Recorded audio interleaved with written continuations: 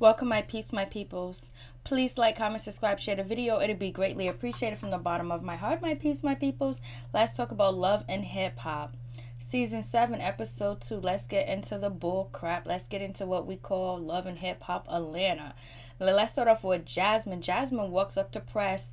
Jasmine looks like a whole brand new woman. She looks like new money. Jasmine looks like new money. That she done got money. She done got a job. She done got a career. She done got stardomship by having Kirk's baby.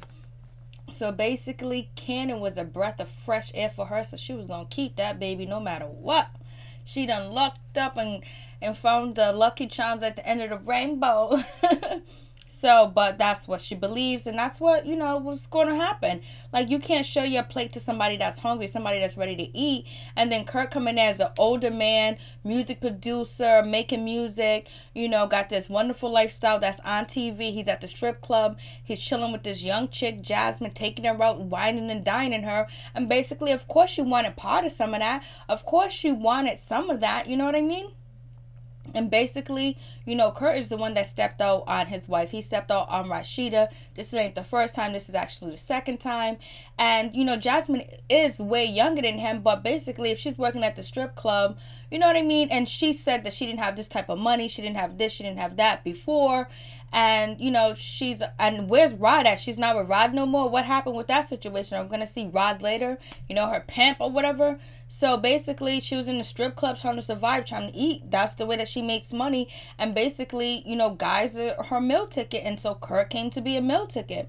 And he became to be a meal ticket for 18 years now, if it's all true. So anyways, Jasmine's up at press and she sees Rashida's mother basically and Kurt's daughter. And she let them know that, hey, she wants to talk to Rashida to let her know that Kurt took the DNA test and he is the father. And basically, she wants her son Cannon to meet his brothers and sisters and be a part of their life. And I totally get it. I totally understand it. But it's not gonna be that easy and simple. Like, you can't just throw the baby on them like that, because the baby was it was like ill will the way the baby was conceived and was brought into this world with a man that's married already with kids. He has adult kids, small children. And basically now they have to get used to another individual that they got to call brother. You know what I'm saying? So it's not that easy, especially when they know that, their mother and father are separated because of his cheating scandal. And you are one of the reasons why they are separated. Even though it's not your fault, it's 50-50, baby. But more likely on Kurt's fault, because he's older. He should have used protection. He should have made sure she was on the pill. He should have went and got the plan B pill or something, basically, but he didn't. So Cannon's here in this world. He's a beautiful young child, and I'm glad he's here as well too. But it's not gonna be that easy, Jasmine. And also be careful, Jasmine, when throwing your kids somewhere. Like, if you want Cannon to spend time with Rashida and her brothers and their brothers and sisters, you probably want to be present. You probably want to have it outdoor. You probably don't want to leave your child with people that believe that this child is the cause of the breakup. And because you don't want to put your child in harm's way, you don't want to put your child in a situation where he feels like he's unwanted or he could be mistreated. So basically, protect your child at all costs and all times. And not saying that Rashida or her kids would do anything wrong with Cannon, but just the negativity that Cannon will bring with him when he's chilling with them, if he's at the house and things like that. He needs somebody there to basically watch over him. It doesn't look like Jasmine is having a hard time too, because she does have a mother. She does have her grandmother. Look like they have a nice house. And the parents, they're basically telling, Jasmine that she did something wrong, that they told her not to mess with a married man, and nothing good is going to come out of it. And they basically asked her, did he ever act like he was going to leave Rashid? I think that's what that's what Rashida's mother asked Jasmine or whatever. But basically, Kirk never gave her the idea that he was ever going to leave Rashida or anything like that, because he wasn't going to. And so basically, Jasmine lets, Rashida's mother know that she only communicates with Kurt through, their lawyers. They only use their lawyers to communicate. And, Kurt hasn't really seen the child. And basically, Jasmine wants her child to have a bond with Kurt's kids. And that's totally understandable, but do it slow. It's been 2 years. I understand that, but start at the playground, start out in public places and things like that, because you just really want to protect your child. So it is what it is with that situation. And so anyways, we get Erica Mena. Erica Mena, basically, we get to see Melissa. I was like, where's Melissa at? So Melissa comes in with, you know, Jabby or whatever his name, AB. I don't know what his name is. So Erica Mena and Melissa, they meet up. And their friend Jabby or Gabby, AB or whatever. So they meet up or whatever. So they're chilling. And basically, Melissa's going to throw a party for Erica Mena, welcoming her to Atlanta. And, you know, Erica Mena lets them know the deal with, you know, Stevie J sleeping with Estelita and actually wanting, you know, Erica Mena to be the face of Dangerous Records and all that crap like that. And then Erica Mena also letting them know that she doesn't know what record label she wants to sign with. She wants to sign with Stevie J or she wants to sign with Jazzy. Basically, Melissa was like, you need to sign with Jasmine because he's more realistic. He's really in the business. And basically, you know, Melissa lets her know that Stevie J only have sex with his orders. If he can't have sex with you, he won't. None of your music will come out. So it is what it is. But then Erica Mena says that, well, you know what? I would like to sign with, you know, Stevie or whatever, blase and the third. So she's kind of feeling Stevie. So I don't know what role Erica Mena is going to play. But also she wants to make sure that Tommy shows up to her party at Melissa's club because she has a crush on Tommy and she's feeling Tommy and she wants Tommy, basically. So, basically, they all agree that what Stevie did to Estelita in front of her face, basically saying he slept with her and all this other stuff, and he wanted Erica Mena to be the face of his record label, is real dirty and low down or whatever. So it's nasty, it's dirty. So anyways, we get Estelita. She goes up there and she meets up with Mimi. Mimi is glad to see her because if any type of bad news that she can hear about Stevie having love problems, having a love triangle, or somebody getting used and abused by Stevie, you know, she's here for it. She want to listen to it. She wants to get right in the middle of it because she's like, thank God it ain't me no more. I'm away from him. You know, he done turned me on to women after being with his ass for so long. So Estelita lets, you know, she lets Mimi know what Stevie did to her with, you know, Erica Mena wanted her to be the face. And basically Stevie throwing her on the bus saying that they slept together. Estelita was like, we only slept together once. And this and that or whatever. And so then Mimi gets into a confessionals. Classic Mimi get into a confessionals. And she was like, I knew Estelita was his type. Big ass, big breast, bigger than my breast, and questionable talent. When she said questionable talent, I was like, Mimi, you wrong for that. Because, you know, she thinks Jasmine didn't have any talent at all. So anyway, she was like, Mimi was like, I knew it was going to come out. She tried to deny it, or I didn't even ask her about it, acting like her and Stevie was just business. But I knew. So anyways, you know, Mimi tries to comfort her, and then we learn that Estelita, you know, she's from Panama. She has 20 brothers and 20 sisters. So I guess she has 40 brothers and 40 sisters or whatever. And she was dancing in the strip club when she was like 14 years old. She's been used. She's been abused.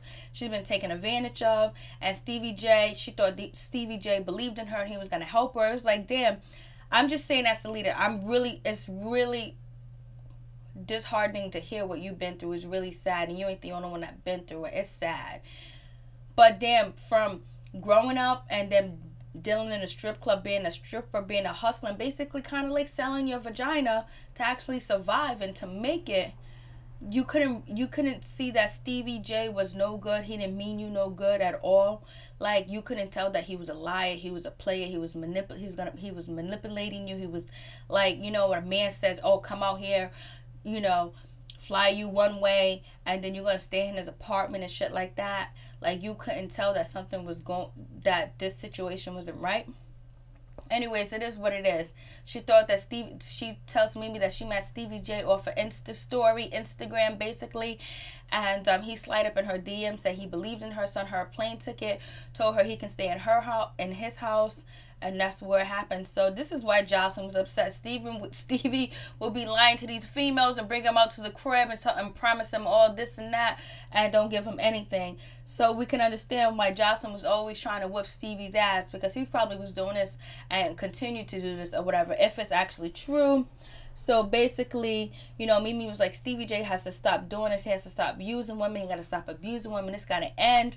I don't know how they're going to do this and how they're going to stop Stevie for doing what he does, because there's a sucker every day. And not to say that Estelita is a sucker, but like, damn. some type of experience that you've been through. You should have been able to read Stevie, and hopefully from now on you will be able to read any man that means you no good, that comes in your life, like Rico Suave or whatever. So it is what it is with that situation. And we get to see Sierra. She meets up at some wine place, some winery or whatever, some vineyard, and basically she's meeting up with BK Brooklyn or whatever he is, you know, producer, basically music man. And you know, basically they're having a little something going on or whatever, and he's like, you know, she's telling him that, you know, the divorce is almost fine or whatever. We heard that before. And so, you know, BK is like, well, you know, I don't want to, you sure you overshoot her? You sure you overshoot her? You sure, you know, I know you don't want to rush into things because you're just getting a divorce, you just separated from him. And she was like, I'm feeling you. She even says, I love you, and he didn't say I love you back. That's number one. He didn't say I love you back. And I don't know, is he messing with Tommy? Is he the one messing with Tommy? Or is it Sean that's messing with Tommy? One of them is messing with Tommy. So anyways, when he didn't say I love you back, that's one sign. He was like, I want to be friends. You know, you cool to be his friend. He was like, I don't want to put a label on things because labels make me nervous. That means that he don't, any itch of any sign that you want a relationship with him, he is not feeling it, and he don't want it.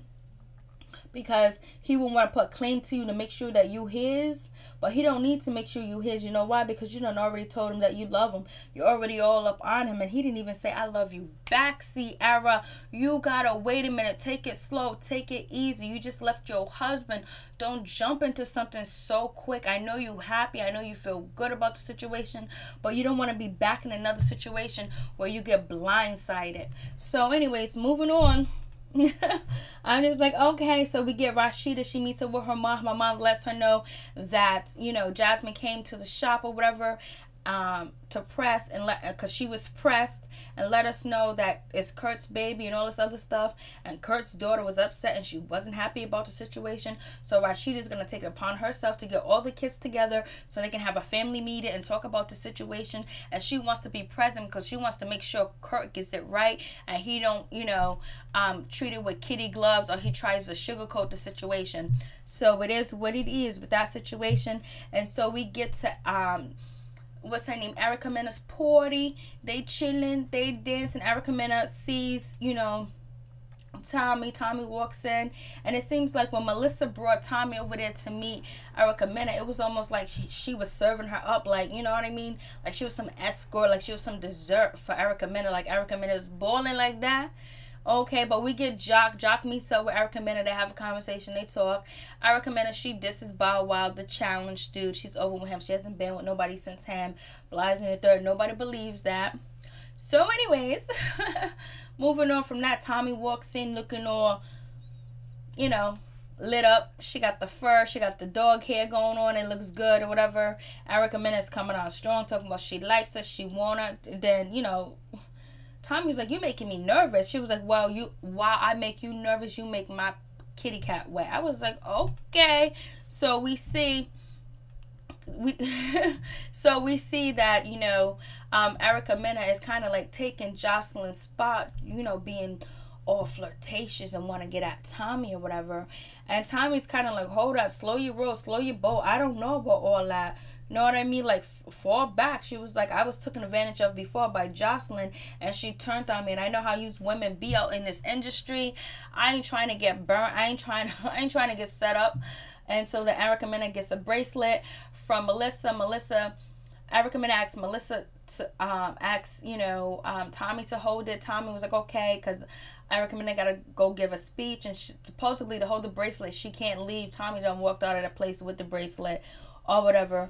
Erica Mena's coming off mad strong, and luckily Tommy's like cool about it. You know what I mean? She's cool about the situation. She's not getting upset. She's just like, okay, I feel really uncomfortable. She feels uncomfortable because this woman is coming on to her real strong and real heavy in front of everybody on cameras. And she was like, yo, I don't know how things get misinterpreted.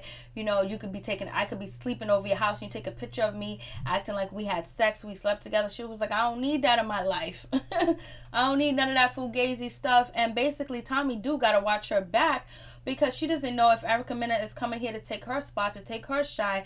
Because, you know, it's kind of allegedly that Tommy kind of like took, you know, Jocelyn's position, like basically being, you know, starish. And basically she held on a reunion last year with her antics. So now you got Erica Mena coming in. And I don't know, Erica Mena's like, yo, we can shine together, baby. And you can shine in my bed. And Tommy was like, I don't want to shine nowhere between the sheets between you. Whatever. And so it is what it is. And so then, guess who walks in? Estelita walks in, and Mimi walks in, and Mimi and Melissa haven't seen each other. They left off on bad terms last season, because Mimi was like, Melissa was trying to make it like we was going together, we was doing a do or whatever, which you were. And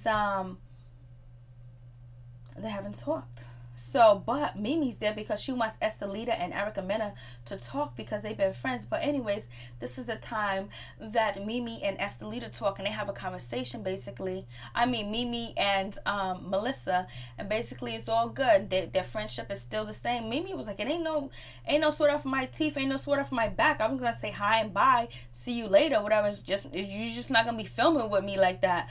But we might get to see them film together, because it seems like next episode, Mimi's new girlfriend is going to be going at it with her ex something, Melissa. So we'll see what happens in that situation. So we got Erica Mena, and we have Estelita in the corner crying.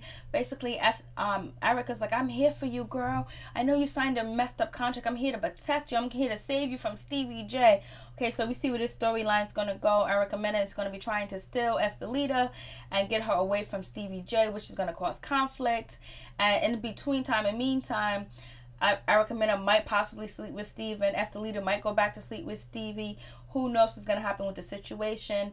And Tommy might end up getting into it with Erica Mena, or Tommy might just stay clear of the whole situation, period. And so we'll see what happens with that situation. And so basically Estelita and, you know, Erica Mena, they do make up. They're friends again now, and supposedly Erica Mena is here to save the day and to save her. So it is what it is. And so basically we get to Cannon and Jasmine, the grandmother and the mother. Basically we can see that they seem like good role models, they seem like good parents, but who knows why their daughter went stripping. Just because you're a stripper doesn't mean you're a bad person. But it kind of like says a little bit about Jasmine. She's a stripper at a young age. She's out here tossing that cootie cat up. Then on top of that, she didn't get pregnant by a married man and all this other stuff. So basically she kind of went array. But the situation the choices that she made actually got her a career, got her job, got her mother, her grandmother getting paid, her son getting paid. She's on TV. It might be ill intent and guiding games, but she's making it, and she's like a brand new woman today. We don't know how long it lasts, but her foot is in the door. It's how long she keeps her foot in the door, and if she opens that door all the way and create more doors for herself. So it is what it is, because now she got to fend for herself and her son. So then they asked him how much. Then they asked her, how many kids does Kirk have? She was like 7. Kirk be around slanging and tooting. So it is what it is with that situation, basically. And, you know, Kurt ends up meeting up with his kids and everything. And basically they have a family meeting. And Kurt lets the kids know that they do have a brother, you know, a brother that's 2 years old. Basically, he lets them know that he hasn't been having conversations with them. Kurt's daughter, she's all asking questions like, you know, it's not his fault. He shouldn't be feeling abandoned. Do you see this woman? Do you talk to this woman? He was like, no, it's lawyers. And basically it was like, yo, she can't be coming up to the crib, but she can't be coming up to press. She can't be coming up to the job or whatever. You know, put her in her, she was like, put your bitches in place. Put him in check. He can't even check his own life. He can't check Jasmine. So basically the other kids, the brother, you know, Rashida's son with Kurt, he was like, well, you just got to handle your business. They don't seem pressed. They seem like this is something normal, that Kurt goes on, he has extra kids. It's not a big deal. The oldest one of the sons of Kurt was there, was like, I don't even know him. I haven't even met young dude. What's good with him or whatever. So basically, it is what it is. They're gonna, the daughter wants to know if, is Cannon safe? Is he protected?